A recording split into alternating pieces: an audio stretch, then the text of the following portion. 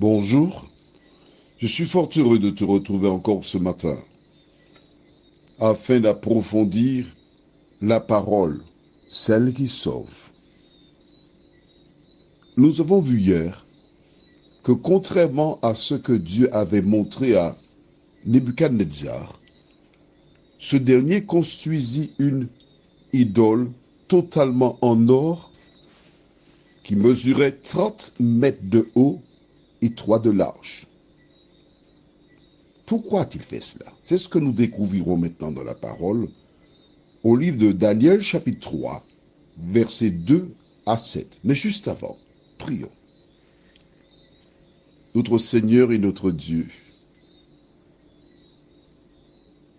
tes enfants se présentent devant toi une fois de plus en ce matin, parce qu'ils ont fait le choix de mettre de côté leurs activités,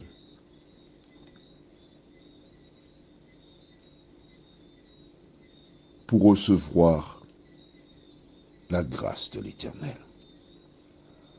Que le Saint-Esprit nous éclaire, nous dirige dans toute la vérité. Nous t'avons prié au nom de Jésus et pour ta gloire éternelle. Amen.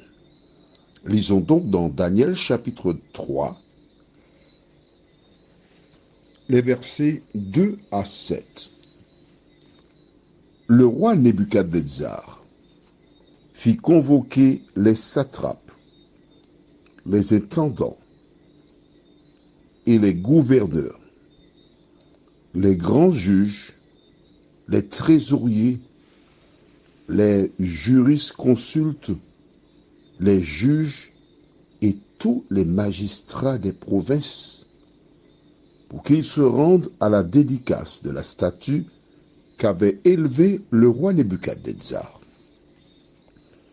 Alors les satrapes, les intendants et les gouverneurs, les grands juges, les trésoriers, les jurisconsultes, les juges et tous les magistrats des provinces s'assemblèrent pour la dédicace de la statue qu'avait élevée le roi Nebuchadnezzar. Ils se placèrent devant la statue qu'avait élevée Nebuchadnezzar. Un héros cria à haute voix: « Voici ce qu'on vous ordonne, peuple, nation, hommes de toute langue.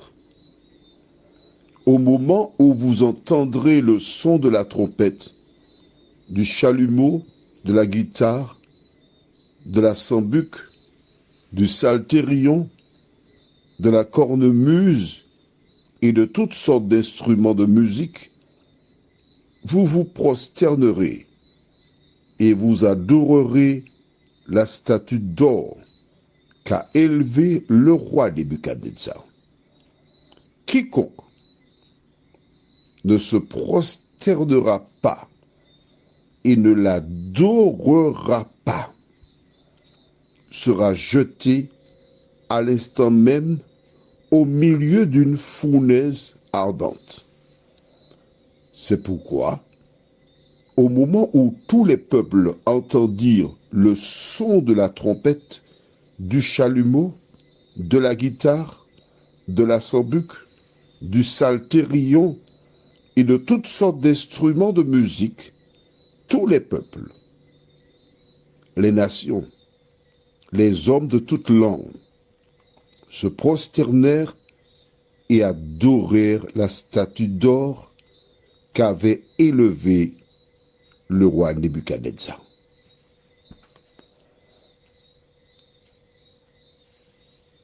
Waouh!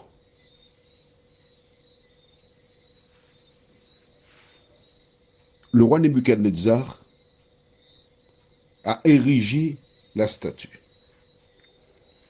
Qui fut convoqué pour la dédicace? Il te suffit de relire le verset 2. La population a-t-elle été invitée? Non. Nous dirons que c'est l'élite, d'accord? les personnes ayant des responsabilités. N'oublie pas que Nebuchadnezzar régnait sur le monde. Donc ça faisait du monde. Les personnes qui venaient de chaque pays avec toutes ces responsabilités, donc ça faisait beaucoup de personnes. Mais quand tu lis la fin du verset 7, nous voyons tous les peuples, les nations, les hommes de toute langue se prosternèrent et adorèrent la statue d'or qu'avait élevée le roi Nebuchadnezzar. Attention, il est dit ici tous les peuples. En fait, les personnes qui furent convoquées pour la dédicace de la statue représentaient les peuples. Et à travers eux, ces gens étaient mandatés à leur tour pour, à leur retour, parler de la statue et inviter les gens à adorer cette statue-là. Note bien que Nebuchadnezzar ne laisse pas le choix aux gens. Il dit clairement,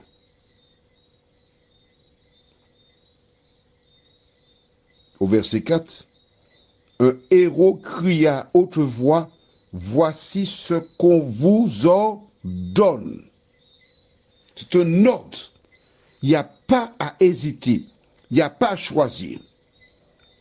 Oui, mais si on ne veut pas, on ne peut pas nous obliger. Ah bon?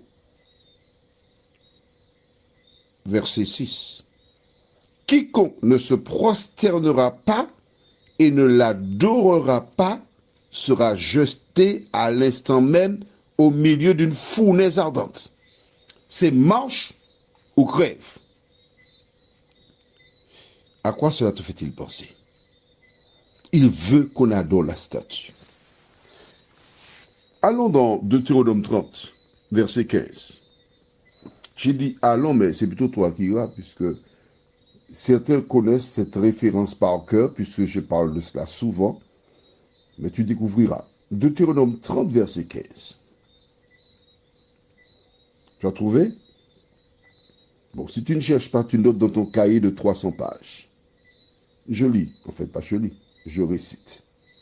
Vois, je mets aujourd'hui devant toi la vie et le bien, la mort et le mal. Dieu n'a jamais imposé quoi que ce soit à quiconque. Jamais. Dieu laisse à chacun la liberté. C'est ça le programme de Dieu. Le programme du diable, c'est quoi? Imposer, obliger.